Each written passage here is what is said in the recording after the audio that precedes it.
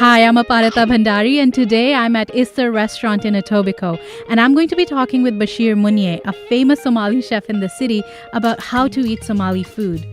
We have two different dishes. One is the ultimate nomadic supper meal. Otka, which is a traditional sun-dried beef, and then submerged in ghee.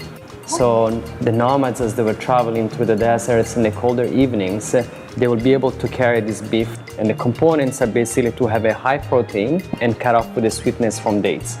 The other one, it's a vegetarian option, although there might be only 2% of the community who might be vegetarian.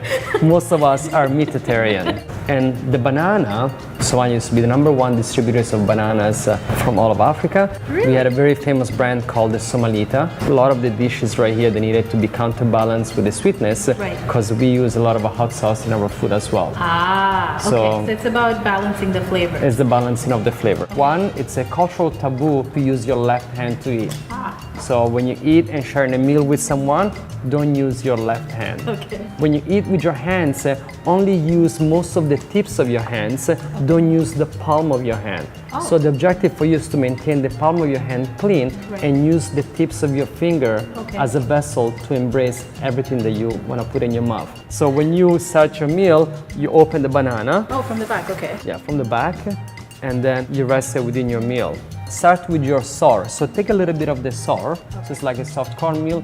Grab a little bit of the beans, right? And then a little bit of that, a little bit of banana, and bon appetit. Thank you.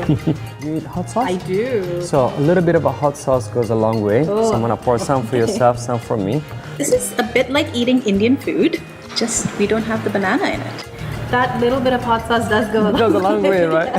I would love for you to try some of the mufo. It is a traditional Somali bread, and back in the days it was cooked underneath the ground. It's the equivalent of a sourdough bread. That is delicious. So there you have it, how to eat Somali food with a banana.